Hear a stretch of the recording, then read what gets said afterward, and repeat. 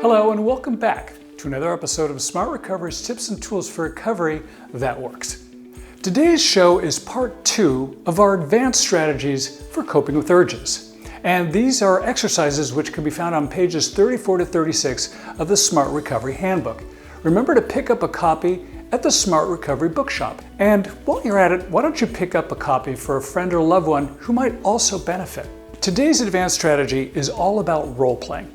If you'd like a basic intro to how role-playing works at Smart Recovery, check out our previous tips and tools episode, which is available here on our YouTube channel. One of the toughest urge situations to confront is when friends expect you to party with them and may become disappointed or even upset when you don't. We talked about this on our last episode. I mean, nobody wants to lose a friend over not going with the flow. So to prepare for what I call friendly fire, let's practice overcoming urges through some advanced role-playing. So I've come here to my favorite lounge and asked my friend Kenny to get me to party with him using some fairly typical rationales that could lead to unhelpful beliefs. Beliefs that we can then dispute as part of this exercise. For this role play, let's assume that Kenny, my friend, and I want to celebrate landing a big corporate account, but he's not aware that I stopped partying. Oh, thanks, Kenny, man, but I'm not drinking Yeah, today. sorry, they were out of IPAs. No, I mean, I'm not drinking, period. Okay, Kenny is confused and he has every right to be. Any friend does. And the first question is always, Why? you don't have to beat around the bush or make up excuses. So just look your friend right in the eye and say, because I've decided to make some changes in my life. So the first way that your friends may try to change your mind about your decision is to use shame. Don't do this to me tonight. The new client is here and he loves to party. I told him that you're legendary. Personal and professional shame are powerful emotions, which most people will do just about anything to avoid. Fine. We get so caught up in what other people think about us that we forget that the only person that should be focused on right here is you. Sorry, Kenny, I don't care how it looks. I'm just not gonna party tonight. Okay, so you deflected that friendly fire. Now let's go back into battle. Hey, sorry I'm late. Traffic was a nightmare.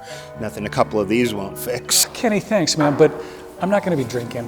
Drinking has kind of become an issue for me. Okay, you've been drinking a lot lately. So has everybody. It doesn't mean you have a problem.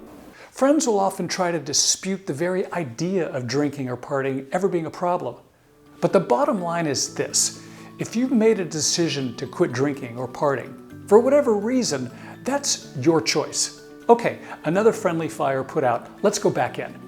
I just saw Randy in the back.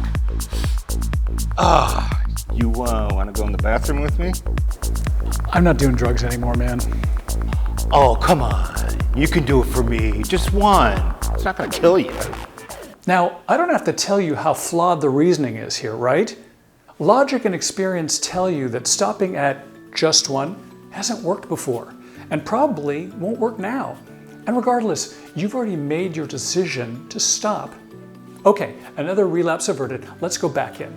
Hey man, the big poker game is going on. I bought us a couple seats in the back. You can pay me back next week. Thanks, Kenny, but to tell you the truth, I'm making some big changes in my life, so I'm just gonna fold. Oh man, relax. Your wife, she's never gonna find out. Wow, like we've never heard that rationale before.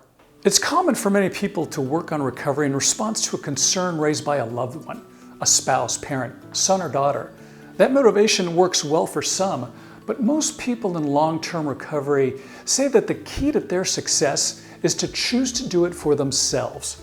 Thanks, Kenny. All of this was really tempting, but I'm just gonna have to pass on all of it. Oh, so what if your partying's a little out of control? Life's messy. It's difficult. It's not fair. Especially your life. I know. How much worse can it get, right? Right, that's what I'm saying. Fuck it. The dreaded it. Think about how ridiculous it is to give in to an urge under the assumption that your life will always be difficult. You don't know what surprises life has in store for you. The it's are clearly irrational. And these kinds of irrational thoughts aren't just unhelpful to your recovery, they can destroy it before it even starts. Kenny, you're my bud. You always will be. But I've got to make some changes, man. I've got to move on. let's try something different.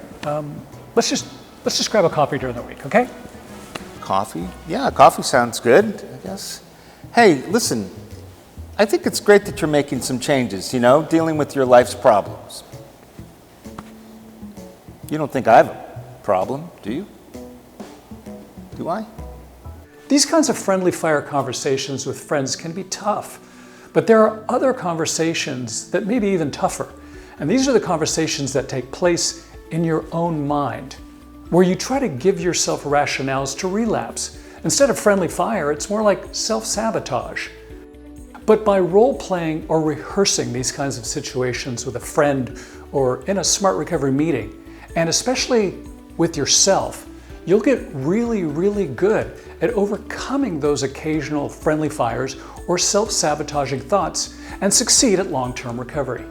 Hey, thanks for joining us, and we look forward to seeing you on our next episode of Smart Recovery's Tips and Tools for Recovery That Works.